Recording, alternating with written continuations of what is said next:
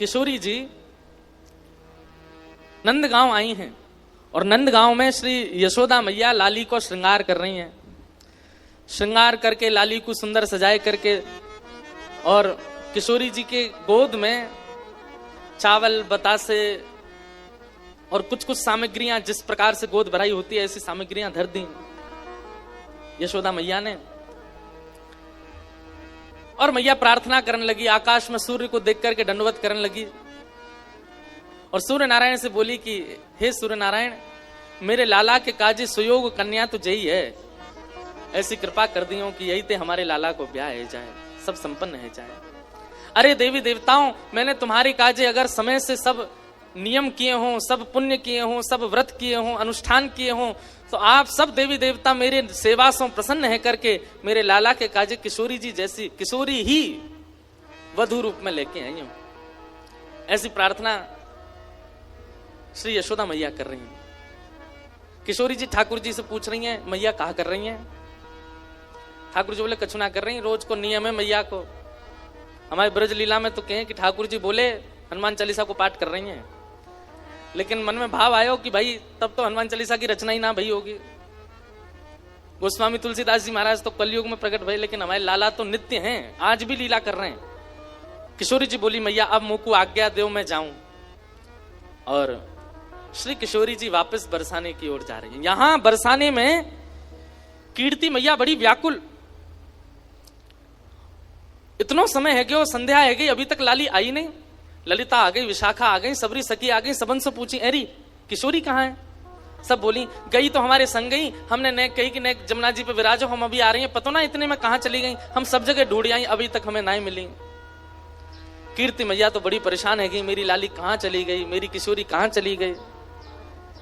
जैसे ही आप वृषभानु भवन ते निकर के बाहर ढूंढवे के काजे जान लगे, इतने में ही सामने से छोटी सी नन्ही सी कुमारी श्री किशोरी जी नई सी झंगुली पहन करके, नई सी चुनरी पहन करके, नयो नयो से श्रृंगार करके, नई नई चूड़ी पहन के और ऐसे झोली में खूब सारो सामान लेकर के सामने ते धीमे धीमे चली आ रही हैं।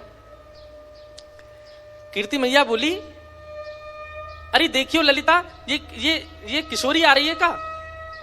हाँ मैया लग तो किशोरी सी रही है। बोले पर ये वस्त्र तो मैंने धराए ना, ये क्या कि वस्त्र कैसे बदल गए?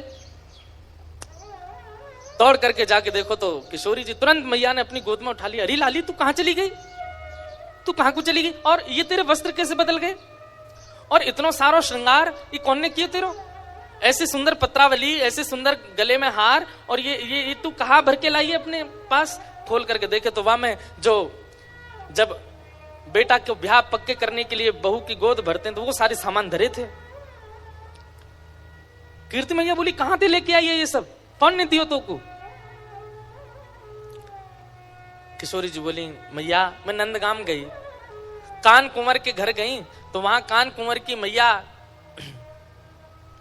यशोदा जी ने ये सब श्रृंगार मुंह को प्रदान किया है। कीर्ति मैया सुन करके मनी मन विचार करने लगी, ये तो बचपन से हमारी बात थी कि लाला सो लाली को ब्याह करेंगे, ये तो बचपन से हमारी इच्छा थी। लेकिन अब देखो यहां कीर्ति मैया भी चाहती हैं कि किशोरी जी का ब्याह ठाकुर जी से हो, वहां यशोदा मैया, लेकिन कीर्ति मैया एक लीला प्रकट करती हैं और जैसी भावना कीर्ति मैया के हृदय में वैसी भावना सब बरसाने वाले के चित्त में है जाए, वाकई लिए किशोरी जी एक लीला करती हैं। कैसी लीला कि कीर्ति मैया इस संबंध के लिए थोड़ा थोड़ा इनकार कर देती हैं। कीर्ति मैया के अरे बचपन में तो हमारा बड़ो मनो कि भाई इनके लाला होएगा तो वहां से अपनी लाली को ब्याह करेंगे, पर अभी जैसे जैसे हमको सुनवे में आ रही है उनको छोरा तो कारो है, और कार्य के संग संग वो तो टेढ़ो मेढ़ो है, वाके पाम भी टेढ़े, वाकी कमर भी टेढ़ी, वाको मुख भी टेढ़ो। एक सखी बोली कारो ना है मैया, नीलो है, नीलो नीलो समझे? जैसे अभी बाहर का आकाश हुआ है, ये ठाकुर जी का एक्चुअल रंग है, और घना हो जाए वो ठाकुर जी का असली रंग है। हमारे ठाकुर जी कोरे काले नहीं है, कोरे नीले नहीं है। जब घनघोर घटा छाती है उस समय के आकाश का जो वर्ण है वो ठाकुर जी से बिल्कुल मैच होता है। एक सखी बोली कारो ना है मैया, नीलो है, नीलो। अरे जब तक वहां को नामकरण नहीं भयो, सबरे नंद महर में सबरे बातें नीलमणि नीलमणि कह करके पुकारते। एक सखी बोली मैया बात तो तू सही कह रही है, कल को हमारी लाली ते ब्याह कर लेगो, रात में अंधेरो हैगो और किशोरी कहीं ढूंढने लगी, कहां चले गए श्याम सुंदर, पता चली बगल में ही बैठे हैं लेकिन अंधेरे के कारण दिख ना रहे। अरे कम से कम ऐसा तो होना चाहिए जो न प्रकाशमान रहे। किशोरी जी ये सब बात सुन रही हैं और नीची नजर करके बिल्कुल गहरी गहरी सांस ले रही हैं। उनको प्रिय नहीं लग रही ये सारी बातें। मन ही मन मानो विचार कर रही हैं कि अरे सुनी भाई बातन पे काहे को भरोसा कर रही हो मैया, एक बार देखो तो सही कान कुंवर है कैसे। अच्छा, इस समय किशोरी जी की और ठाकुर जी की आयु कितनी है पता है? 5-5 वर्ष के हैं दोनों। 1 वर्ष बड़े होंगे, ठाकुर जी 6 वर्ष के होंगे, बस इतने छोटे छोटे से हैं। किशोरी जी मन में विचार कर रही हैं कि सुनी भाई बातन पे काहे को जाओ, एक बार देखो तो। तभी कीर्ति मैया एक वयोवृद्ध हैं बरसाने में, उनको नाम है पूर्णमासी, उनको बुलाती हैं, इधर आओ। पूर्णमासी आवे तो कीर्ति मैया के बड़ी चिंता की बात है, आप ही कछु हल निकालो या को। बोले कहा हल निकालना बताओ। बोले देखो किशोरी को देखो एक बार, ऐसा श्रृंगार करके बैठी है, ऐसे सुंदर सुंदर वस्त्र और पामन में देखो महावर लगा के बैठी है, हाथन में महावर लगी है, गले में सुंदर हार पहने और याकू बतासे आदि सब दे करके यशोदा मैया ने पक्की सी कर दी है, गोद भराई कर दी लाली की। पूर्णमासी बोली अरे वाह, ये तो शुभ संकेत है, या में चिंता की कहा बात है। ये तो पूरा वृंदावन जाने, पूरा ब्रजमंडल जाने की भैया वृषभानु की लाली तो नंद के लाला को ही जावेगी, या में चिंता की कहा बात है। कीर्ति मैया बोली पर मुझे चिंता हो गई, ऐसी सुकुमारी, ऐसी सुंदर, ऐसे रूप गुण सब में संपन्न, और वो यशोदा को लाला। वाक्य तो मैंने ऐसे ऐसे कुकर्म सुने हैं, चोरी करके खावे, टेढ़ो मेढ़ो सो चले, कारो सो है, ऐसो ऐसो है। कारो भी एक बार को स्वीकार कर लूंगी, टेढ़ो मेढ़ो भी एक बार को स्वीकार कर लूंगी, लेकिन चोर मुझे तुम ही बताओ पूर्णमासी, कोई सास यूं चाहेगी कि वाको दामाद चोर हो? पूर्णमासी बोली कन्हैया चोर है? बोले हाँ। और तुम सबरे कौन हो? बोले हम सबरे तो राजघराने के, हम तो सबरे राजा हैं, रानी हैं, ऐसे हैं वैसे हैं। पूर्णमासी बोली देखो जाए तो संसार में सब चोर हैं, या संसार में चोर तो कोई ना बचो। पूर्णमासी ने ऐसा पद सुनाया, कीर्ति मैया बोली अरे एक चोर शब्द कहा बोल दिया, तुम तो बिल्कुल ही जो है का रोवे को आतुर रह गई हो। मतलब ऐसे कौन करे? अरे भाई मैं सास हूं, मैं बोल सकूं कि मेरो जमाई चोर ना होए, आप तो पूरी सब चोर बता दिया आपने। अरे कीर्ति मैया तूने एक विचार कर, नंद बाबा यशोदा के यहां कोई माखन की कमी है, कोई दूध की कमी है, कोई दही की कमी है? ये सब लीला कीर्ति मैया इसलिए कर रही है क्योंकि बरसाने की सब सखियां खड़ी हैं, ये सुने, कल को ये लोग ना कुछ कहने लग जाएं। आज इनके सामने स्पष्ट कर दूं सब बात, इसलिए कीर्ति मैया ये लीला कर रही हैं। और पूर्णमासी की बात सुनकर के सब सखियां ही बोलने लगी अरे कीर्ति मैया पूर्णमासी सांची कह रही है, वाके घर में कोई कमी थोड़ी है, वो चुरावे जावे वाको सुख है, वो सबन को सुख देवे जावे, और ना कोई को चोरी जैसा अनुभव होवे। कीर्ति मैया बोली मैं फिर भी चाहूंगी कि पूर्णमासी तुम जाओ और कहा करो। बोले जैसे हमारी लाली उनने नंदगाम बुला लई, टीको कर दियो, काजल लगा दियो, वस्त्र पहना दिए, ऐसे कैसे करके वह लाला को बरसाने लेके आओ। सब लोग ध्यान से सुनियो, ठाकुर जी अब तक रूप बदल बदल के बरसाने आए हैं, लेकिन अपने वास्तविक रूप में अभी तक बरसाने आए नहीं है ठाकुर जी। और जैसी कीर्ति मैया ने कही कैसे भी लाला लेके आओ, और याद रखियो ना तो नंद को पता चले, ना यशोदा को पता चले, ना दाऊ दादा को पता चले, ना रोहिणी को पता चले, और वाके जो छोटा सबरे सखा है उनको भी पता नहीं चलनी चाहिए। अकेले कन्हैया को बरसाने लेके आओ, हम सबरी सखी घेर के वाके एक एक रों को देखेंगी, तब लाली को ब्याह करेंगी। पूर्णमासी बोली ये तो बड़ो कर्रो काम है, एक तो वो इतना चंचल है, कोई के हाथ में आवे ना, वाकू लेकर के इतनी दूर लानो और फिर इतने सब सकीन के बीच में रखना। बोले ना पूर्णमासी अब ये काम करो, ऐसी सुकुमारी हमारी लाली, हमने देखभाल के सब करेंगे। सब सखियों के मन में भी प्रेम उत्पन्न होने लगा कि श्याम सुंदर आएंगे, हम भी उनको देखेंगे, हम भी ना अनुभव करेंगे कैसे हैं। किशोरी जी को भी सुख है कि एक बार आ जाएं बरसाने में, यहां बैठ करके सबके बीच उनका दर्शन पुनः हो जाएगा। पूर्णमासी बोली तो ठीक है मैं जा रही हूं ठाकुर जी को लेने। पूर्णमासी निकल पड़ी। ठाकुर जी यहां गैया चरा रहे थे अपनी, बाकी के सब सखा अपने अपने घर को जा चुके, एक मन सुखा ठाकुर जी के पास रह गया था। पूर्णमासी दूर से देख रहे, बोले हाँ बढ़िया है, सबरे सखा चले गए, ये मन सुखा का है, पतलो सोया तो 2-4 रेपटा में मैं गिरा दूंगी, कन्हैया ले जाऊंगी। पूर्णमासी जो थी उसकी आयु होगी 80-90 के लगभग, कमर उसकी झुकी हुई थी और ऐसे थोड़े लचक लचक के चलती। जैसी चलती आ रही इतने में ही मन सुखा बोलो, लाला देखियो, ऐसा लग रहा हो कोई झूला झूलता भयो आ रहा का। ठाकुर जी बोले हमें लगता है ऐसा ही रहो, कोई झूला ही चलता भयो आ रहा का। उसकी आकृति ऐसी मानो कोई झूला चल के आ रहा है। थोड़ी पास आई तो इतने में मन सुखा, अरे लाला जी तो वो है पूर्णमासी। ठाकुर जी बोले जी कहा करे, बोले एक कुआर इनको ब्याह कराती डोले, कोई कुआरो दिख जाए वही को ब्याह करा दे। लाला आज हमारो तेरो सौभाग्य देख, मधुमंगल तनसुखा मनसुखा तनसुखा धनसुखा सबरे चले गए, बस मैं और तू ही बचे हैं और हमारे सामने पूर्णमासी आई है। आज चूकनो नहीं है, अपनो ब्याह को सब प्रस्ताव धर लेंगे, कर लेंगे, बढ़िया थे, लंबी दंडौत करेंगे याकू आज। ठीक है। जैसे पूर्णमासी आई, ठाकुर जी अरे मासी बड़ी दिनान में मिली हो, जय हो, दंडवत प्रणाम।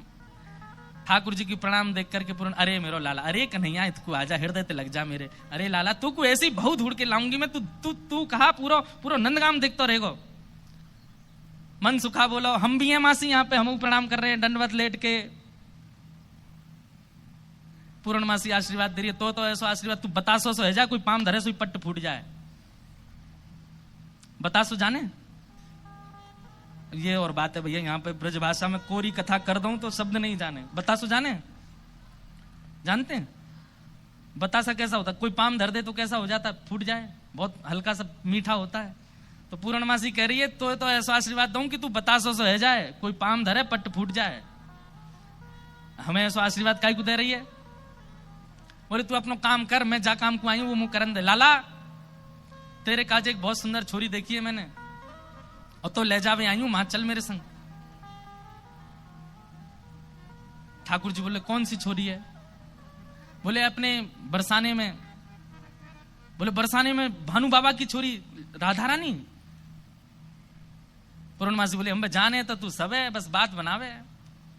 लाला मां सबरी चर्चा कर रही है तो देखनो चाहे एक बार, तो वो सबरी तो यूं कह रही तुम कैसे उछलबल के ले आओ, लेकिन लाला तो मैं बता दूं स्पष्ट बात, तू मेरे संग राजी राजी चलो चल, वहां पे सबरी सखीन को तो दिखा लाऊंगी, तेरो ब्याह हो जाएगा, बढ़िया प्रेम ते रहियो। फिर मन सुखा बोलो ऐसे नहीं जाएगा लाला हमारो, पहले मेरे काजी भी छोरी बताओ, जब मेरो ब्याह भी पक्को बताई दोगी तब लाला जावेगा और मैं संग जाऊंगा। पूर्णमासी बोले तो बिल्कुल ना लेके जाऊंगी। मन सुखा बोलो मैं तो जाऊंगा लाला, अकेले छोड़, यशोदा मैया ने जिम्मेवारी दे रखी है हमें, लाला एक क्षण के काज भी अकेले नहीं रहेगा, हम तो संग जाएंगे आके। पूर्णमासी बोली अब लाला देख देरी मत करे, रात है जाएगी, फिर सब तो ढूंढेंगे, तू जल्दी चल मेरे संग बरसाने, और मां सबरे तेरी प्रतीक्षा कर रहे हैं। ठाकुर जी बोले नहीं एक बार यूं बताए तो मैं कैसा लग रहा हूं? पूर्णमासी बोली लाला बहुत सुंदर लग रहा हो, बहुत चोखा लग रहा हो, बिल्कुल एकदम बढ़िया। अभी गैया चरा रहे हैं, गोबर लगाए जगह जगह पे, लेकिन फिर पूर्णमासी कह रही बहुत बढ़िया लग रहा हो लाला, ऐसी चलो चल। मन सुखा बोलो हम बता दे हम कैसे लग रहे हैं? बोले तू तो ऐसा लग रहा हो कोई बंदर नहा के आयो हो, बाकी सबरे बाल चपक जाएं। मनसुखा बोला तुम मोते ज्यादा ना बोल रही, यो ना पता कि लाला अगर मैं इशारो कर दूंगा तो जावे को नहीं बरसाने की ओर। पूर्णमासी बोली तू कर दे इशारो एक बार याकू। मनसुखा बोलो लाला तू बरसानो नहीं जाएगो। पूर्णमासी बोली लाला संध्या हरी जल्दी चल, सोई ठाकुर जी चल दिए। मनसुखा बोलो लाला तेने बढ़िया हमारी यारी नभाई है, हम एक बार हमारी बात मान जा तो रुक जा तो ने। बोले अरे ब्याह के काजे में 6 महीना ते इंतजार कर रहा हूँ, जस तैसे हेरो तो है ना, देखो तेरी बात बाद में मान लूंगा मैं, अभी जान दे। मनसुखा बोलो मैं भी चलूंगा। खूब पूर्णमासी ने मना करी, लेकिन मनसुखा बोलो मेरे बिना नहीं जाएगा, मैं चलूंगा। मनसुखा भी गयो। मनसुखा रास्ता में बोलो कैसो दिन आ गए हो भैया, बता दुल्हा पैदल पैदल जा रहा है, अरे कोई बैलगाड़ी तो मंगा ले, कोई घोड़ा तो मंगा ले, कोई ऊंट तो मंगा ले। पूर्णमासी बोली तुम जैसे इनके ब्याह है रहे यही बहुत बड़ी बात है, पैदल ही चल दो। बोले देख मैं तो पैदल चलूंगा लेकिन लाला पैदल, इतना दूर बरसानो पैदल थोड़ी जाएगा। या के काजे अब तेरे काजे ऊंट कहां ते लाऊं मैं, तेरे काजे घोड़ी कहां ते लाऊं मैं। मनसुखा बोलो वैसे जरूरत तो ना है, तुम नेक और झुक जाओ तो तुम ही काफी हो, तुम पे बैठ जाएगा। थोड़ी तो झुकी भाई हो, नेक और झुक जाओ। लेकिन पूर्ण ब्रज में सबको सुख मिलता है ठाकुर जी के साथ। पूर्णमासी नेक और झुक गई, ठाकुर जी अपने कंधा पे बैठा लिए और दोनों तरफ पैर लटका करके ठाकुर जी मुंह दिखाई करवे जा रहे हैं, अपना ही मुंह दिखावे जा रहे हैं ससुराल। एक बहुत सुंदर भाव आज लाल जी ने लिखवाया। जैसे ही ठाकुर जी बरसाने पहुंचे, आज तक छोटी गोपी बन के जा चुके हैं, जोगी बन के जा चुके हैं, खूब रूप बदल बदल के ठाकुर जी गए, लेकिन पहली बार अपने प्रत्यक्ष रूप में बरसाना जा रहे हैं ठाकुर जी। ठाकुर जी पहुंच गए, जाए करके जैसे ही पहुंचे तो पहुंचते ही स्वागत ही ऐसा कि अच्छा तो जई है वो कारे कारे कारे काले कलूटे। ठाकुर जी की रूप माधुरी पर ही आक्षेप करने लगे, सब बैठा दिए। अब बैठा करके सब सखियां घेर करके बैठी हैं, बीच में श्याम सुंदर बैठे हैं। बैठ जाओ लाली, लेंगे बाद में। हाँ? सब लोग इधर देखो, ध्यान से सुनो। ठाकुर जी को बैठा करके सब सखियां घेर करके बैठी हैं और अब आपस में चर्चा करनी है। बीच में मनसुखा भी बैठा है। सखियां आकर के बोली मैया जमाई तो आयो संग में, मुंह दिखाई करवावे आयो संग में, पर ये अपने गांव ते बंदरन ने काई कुली आयो संग में।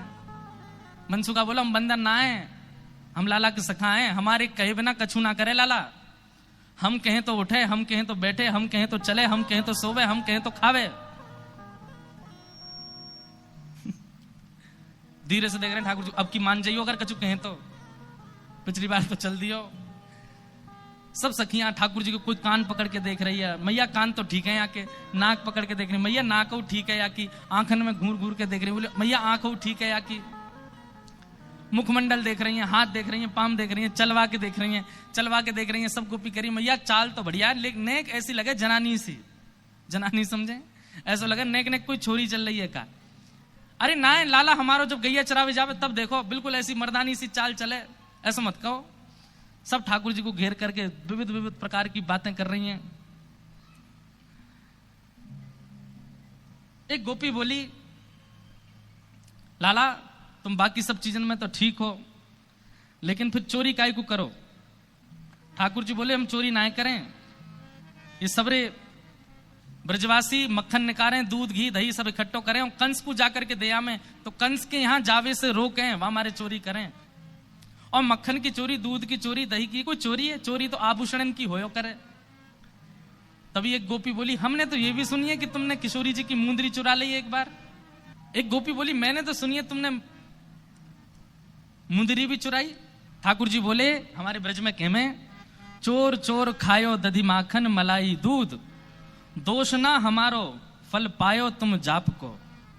अरे ये तुम्हारे घर ते जो मलाई दूध आदि सब खाए ना, ये गोपीन के घर ते चोरी नहीं भैया, उनके जप तप को फल मिला उन्हें कि मैं उनके यहाँ चोरी करवे आया हूं। चोर चोर खायो दधी माखन मलाई दूध, दोष ना हमारो फल पायो तुम जाप को। मैं तो यहाँ आयो ब्रज में जन्म है, मैं तो यहाँ ब्रज में जन्म हूं, भक्तन को सुख दऊं मेटू संताप को।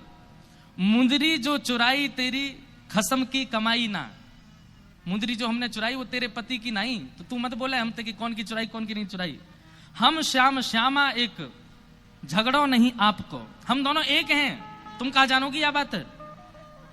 रहो तो गवारी ढोरी रोकत है हमारी, जब प्यारी ही हमारी तो महल का तेरे बाप को। अरे तू हमते का पूछ रही है, ये श्यामाजू तो नित्य हमारी हैं, ये सदीनते हमारी हैं, इनके संबंध में इतनी जांच पड़ताल और पूछ तूछ तुम कर रही हो। अरे ये तो सदाते हमारी हैं, या मैं पूछवे की कहा बात है। सब सखी बोली हे कीर्ति मैया, जमाई तुम्हारो सर्वगुण संपन्न है, बोलवे में हूं आगे, उछलवे में हूं आगे, चोरी में हूं आगे, सब चीजों में निपुण है। इतनी देर से बात बना रहे, कभी मनसुखा कचुके, कभी गोपी सब कचुके हैं। सब गोपियां बोली भैया देखो ये मेल बन नहीं रहे हो ब्याह को। बोले क्यों ना बनो? बोले बात यहीं आके अटक रही है कि लाला तुम्हारो कारो है, हमारी किशोरी जी गोरी हैं। सब गोपियों में और मनसुखा में आपस में चर्चा होने लगी। राधा प्यारी कमल कली से, अरे भैया मनसुखा तू अपने लाला यहाँ ते ले जा। बोले काय को? बोले हमारी किशोरी जी तो कमल जैसी हैं, उनके सामने जो भौरा कितना बुरा लगेगा, बगल में बैठो कैसा लगेगा, या हमारे तुम तो यहाँ ते ले जाओ। फीकी पड़ेगी यहाँ मुस्कन हरी की, ये कितने मुस्कुरा के सुंदर लग रहे हो, पर किशोरी जी की आती इनकी सबरी मुस्कुराहट फीकी पड़ेगी। कहीं और ही बात चलाओ, चलो जाओ जाओ, कन्हैया तेरो कारो है। सब सखियां कह रही हैं, बोले ले जाओ अपने लाला, कहीं और ही ब्याह कर लो। तो फिर अगली पंक्ति में मनसुखा कह रहे हैं क्या? शाम होत ही कमल मुरझावे, जैसी संध्या है जाए सो कमल मुरझा जाए, अपनी पंखुड़ी ने समेट ले। ऐसे ही लाल संग लाली की दशा है। लाली आपकी कितनी सुंदर हो, कितनी खिली कमल सी हो, लेकिन लाला के आते ही इनके समस्त तेज को, समस्त योग को, समस्त बल को हमारा लाला ले लेगो, ऐसा है नहीं। पर मनसुखा कह रहा है, मनसुखा कह रहा हूं हमारो लाला जैसी लाली के बगल में बैठेगो, सबरो तेज तुम्हारी लाली को अपने अंदर ले लेगो। श्याम होते ही कमल मुस्कावे, ऐसे ही लाल संग लाली की दशा है। ठीक है, हम अपने लाला ले जा रहे हैं, और जैसे ही ठाकुर जी को हाथ पकड़ करके मनसुखा ले जाने लगो, 2-4 सकीन के मुख मुरझाए गए। ऐसे मन में ना पछताओ, सुंदर वर पाओ। मानो जाते जाते कह रहे हैं मन में पछताओ मैं, अभी भी समय बोल दो तो हम रुक जाएं, लाला ती ब्याह करा देंगे श्री जी को। ऐसे मन में ना पछताओ, सुंदर वर पाओ, कन्हैया मेरो प्यारो।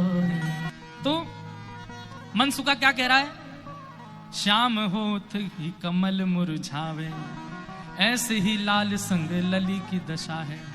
अरे तुम्हारी लाली कितनी प्रकाशमान क्यों ना हो, हमारा लाला जैसे ही आकर के बगल में बैठेगो, सबरे तेज को अपने अंदर ले लेगो। ऐसे मन में ना पछताओ, सुंदर वर पाओ। मन में पछताओ मत, हमें पता है मन ही मन तो आप सब लोग ये सोच रहे हैं कि आपकी किशोरी जी से भी ज्यादा सुंदर आपको वर मिल रहा है। सुंदर वर पाओ, कर लो ब्याह, कोई चिंता वाली बात नहीं है। जैसे ही हाथ पकड़ करके ठाकुर जी को मनसुखा ले जाने लगो, बरसाने थे, इतने में ही सखी गई और भीतर से किशोरी जी को लेकर के आई। आहा, मनसुखा कह रहा हूं मेरो लाला मेरी बात माने, अब मैं कह रहा हूं चल लाला देख मेरे संग नंदगाम जा रहा है। इतने में सखी सब किशोरी जी को लेकर के आई।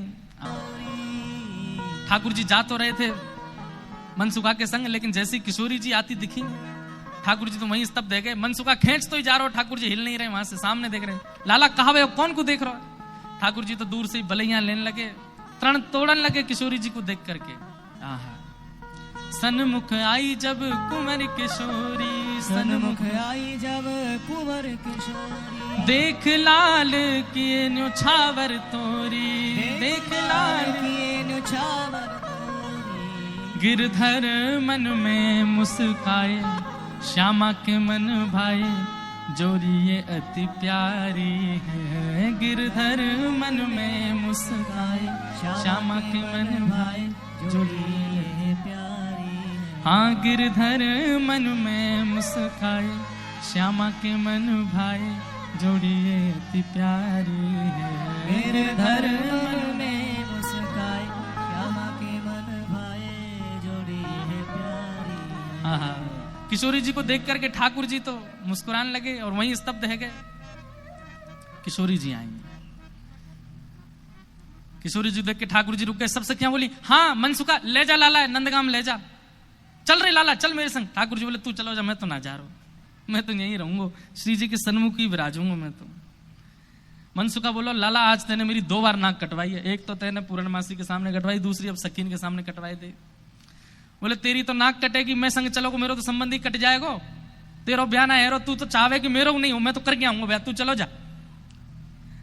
और वहीं किशोरी जी जैसे ही आई हैं, आहा, सबके नेत्र पता नहीं क्यों सजल हो गए। ऐसा कोई व्यवस्थित विवाह प्रसंग कहीं वर्णन नहीं है, ये मिलन ही विवाह है किशोरी जी और ठाकुर जी का। ये मन में विवाह हो रहा है सब ब्रजवासियों के और सब जनों के। सेज पर ले जाकर के किशोरी जी को बिठाया, सुंदर सिंहासन पर किशोरी जी बैठी हैं। और तभी ठाकुर जी बगल में आकर के बैठे। जैसे ही ठाकुर जी आकर के बैठे, सब बरसाने की सखियां, गोपियां, कीर्ति मैया सब नजर उतारने लगी, आरती करने लगी। आहा, इतने सुंदर लग रहे हैं दोनों, आनंद में भर गए सब। ठाकुर जी तो बस किशोरी जी को ही निहार रहे हैं और कोई छवि नेत्रन में आ ही नहीं रही है। प्यारी जब जब देखूं तेरो मुख, तब तब नयो नयो लागे। किशोरी जी के सामने जैसे बैठे, कीर्ति मैया से पूर्णमासी बोली, मैया देख लो कैसी छवि लग रही है, कैसा अद्भुत लग रहा है स्वरूप। मैया बोली, ना मैं तो मनी वैसे ही चिंता कर रही, वास्तव में ऐसा लग रहा हो कि जैसे मानो हमारी लाली और ये लाला दोनों एक दूसरे के काजे ही बने हैं। ठाकुर जी के बगल में बैठते किशोरी जी कैसी लग रही है, मानो जैसे किशोरी जी तो कोई स्वर्ण की अंगूठी हैं और वह स्वर्ण की अंगूठी में नील मणि श्री कृष्ण लगे हुए हों। दर्शन करके सब सखियां, सब बरसाने की गोपियां निहाल हो गई। सब कहने लगी, मैया अब तो तुम मुहूर्त मत करवाओ, अब तो तुम कोई की प्रतीक्षा मत करो, ब्याह कर ही दो, आज लाला सही हाथ पड़ गयो आगे। कीर्ति मैया मनी मन विचार कर रही, बोले विवाह तो मन में तो है ही चुको है, मन में तो सबके भामर पड़ गई हैं ठाकुर जी की और किशोरी जी की। आहा, कैसी सुंदर छवि लग रही है। लेकिन अभी भी कुतूहल बंद नहीं हो रहे हैं सब लोगों के। ठाकुर जी से सब लोग बोलने लगे, बोले देखो रूप में सुंदर है वे ते काम नहीं बनेगो, हमारी श्री जी के समान गुण है कि नहीं तुम्हारे अंदर।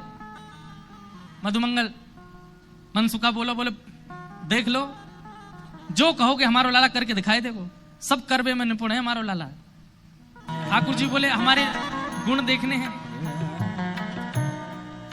मनसुखा कहने लगा, लाला वंशी बजाए के दिखा दे इन लोगन को। ठाकुर जी ने जैसे ही वेणुनाद अपने अधर पर धारण करी, वंशी अपनी कोमल उंगलियों से उसके चित्रों को आच्छादित करते हुए जैसे ही प्राण पिरोए वंशी में,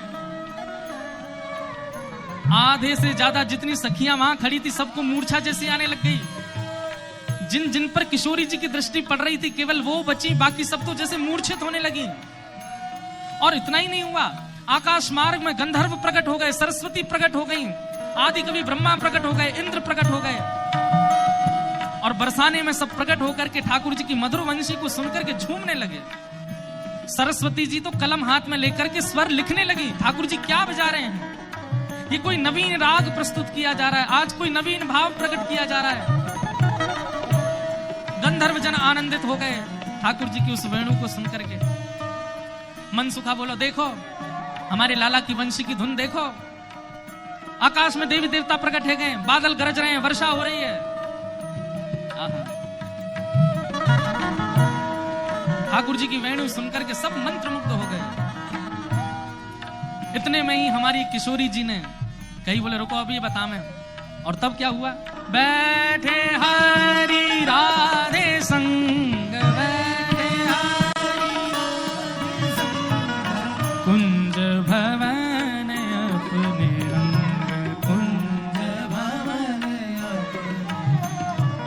ठाकुर जी ने ऐसी वंशी बजाई महाराज कि सब सखियां तो मूर्छित होने लगी। आकाश मार्ग में देवी देवता प्रकट हो गए। प्रकट होकर के ठाकुर जी की मधुर स्वर को सुनकर के सब मानो आश्चर्यचकित हो गए। मनसुखा बोलो, गोपिन तो देखी हमारी लाला की वंशी देखी, आधी तो तुम में तो मूर्छित है गई, और आकाश में देखो देवी देवता प्रकट हो गए लाला की वंशी सुनवे के काजे। ऐसा ऐसा संगीत को गुण हमारे लाला में है। अरे याते बढ़िया छोरा कौन सा मिलेगा, गुण संपन्न है, यही तो ब्याह करो। इतने में ही हे प्यारी तब गायो बीन, प्यारी तब गायो बीन, प्यारी तब गायो बीन। बीड़ा उठाई है किशोरी जी ने। सकल कला गुण प्रवीण, सकल कला गुण प्रवीण, अति नवीन रूप सहित, अति